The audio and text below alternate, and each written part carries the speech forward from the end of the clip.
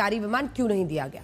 तो यहां आपको यह समझना होगा कि सरकारी विमान का इस्तेमाल सरकारी कार्यक्रम के लिए किया जाता है। अगर अजित पवार किसी सरकारी कार्यक्रम के लिए बारामती जाते तो उन्हें यह सरकारी विमान मिलता, जिसे सेस्ना साइटेशन 560 XLS कहते हैं।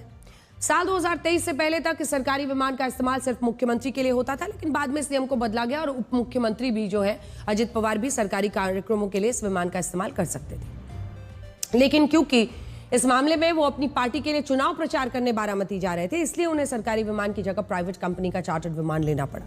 और ये विमान जिस कंपनी का है उसका नाम VSR वेंचर्स प्राइवेट लिमिटेड है, लियरजेट 45। इस कंपनी के पास कुल 17 विमान है, जिनमें लियरजेट 45 विमानों की संख्या 7 है। ये वही विमान है जो आज की घटना में क्रैश हुआ और इस विमान का रजिस्ट्रेशन VTSS के नाम से हुआ है। और आप इन तस्वीरों में देख सकते हैं कि 8 लोगों की क्षमता वाला ये चार्टर्ड विमान पहले कैसा दिखाई देता था और आज के हादसे के बाद कैसे इसके 2 टुकड़े हो गए, जलकर पूरी तरह खाक हो गया।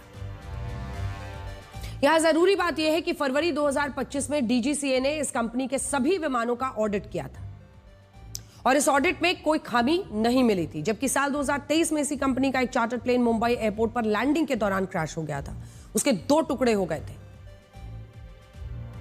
लेकिन बाद में DGCA के ऑडिट में इस कंपनी के विमानों में लेवल 1 की कोई खामी नहीं मिली और अब इस पर भी कई सवाल उठ रहे हैं और यह पूछा जा रहा है कि क्या इस कंपनी के ही विमानों में कोई गड़बड़ी थी जिसे DGCA पकड़ नहीं पाया। जिस लियरजेट 45 नाम के चार्टर्ड प्लेन में अजित पवार की मृत्यु हुई, वो चार्टर्ड प्लेन इससे पहले भी कई बार क्रैश हुआ है। साल 2008 में मेक्सिको में इस चार्टर्ड प्लेन के क्रैश होने के से कुल 9 लोगों की मौत हुई थी। साल 2003 में इटली में भी यही चार्टर्ड प्लेन क्रैश हुआ था, जिसमें 2 पायलट्स की जान चली गई थी।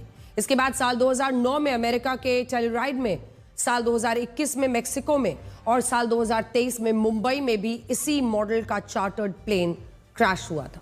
इस विमान हादसे में कुल 5 लोगों की मौत हुई है।